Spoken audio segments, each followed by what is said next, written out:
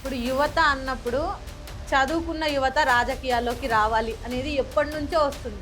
కానీ ఏ పొలిటికల్ పార్టీలో అది నిజం అవ్వలేదు మేడం. అది మీకు కూడా తెలిసింది. ఇప్పుడు తెలంగాణ జాగృతిలో అలాంటి యువతకు ధైర్యాన్ని తెలంగాణ జాగృతి ఇస్తుంది. డెఫినెట్గా. ఎందుకంటే మా దగ్గర ఉన్న వాళ్ళు దాదాపుగా ఆల్మోస్ట్ గ్రాడ్యుయేట్సే ఉంటారు. నేను ఎంటెక్ చేసిన దాదాపుగా ఇప్పుడు నాతో పాటు పనిచేసే జాగృతిలో చాలా వరకు కూడా గ్రాడ్యుయేట్సే ఉన్నారు. ఎడ్యుకేటెడ్ వాళ్ళు, చదువుకున్న వాళ్ళు ఉన్నారు, నార్మల్ వాళ్ళు ఉన్నారు. కానీ ఎక్కువ శాతం కనుక యావరేజ్ తీసుకుంటే మాత్రం గ్రాడ్యుయేట్సే ఎక్కువ శాతం ఉన్నారు. తెలంగాణ జాగృతి కవితక్క గారి మీద బలమైన నమ్మకం మాకు.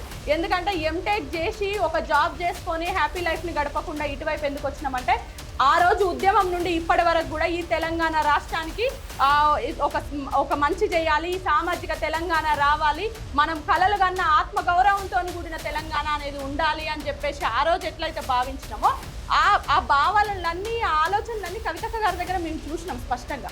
కాబట్టి మా ఆలోచనలకి, కవితక్క గారి ఆలోచనలకి మేము కనెక్ట్ అయిపోయినాం. కాబట్టి అప్పటి నుండి ఇప్పటి వరకు కవితక్క గారి వెనకాలనే ఉండి పనిచేస్తున్నాము.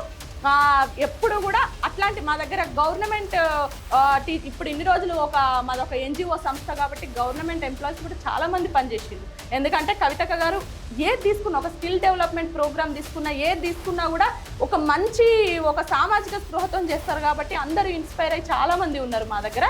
అందరూ కూడా దాదాపుగా ఎడ్యుకేటెడ్ వాళ్ళు, అందరికీ కూడా కవితక్క గారు ఒక ఆదర్శప్రాయంగానే ఉంటారు.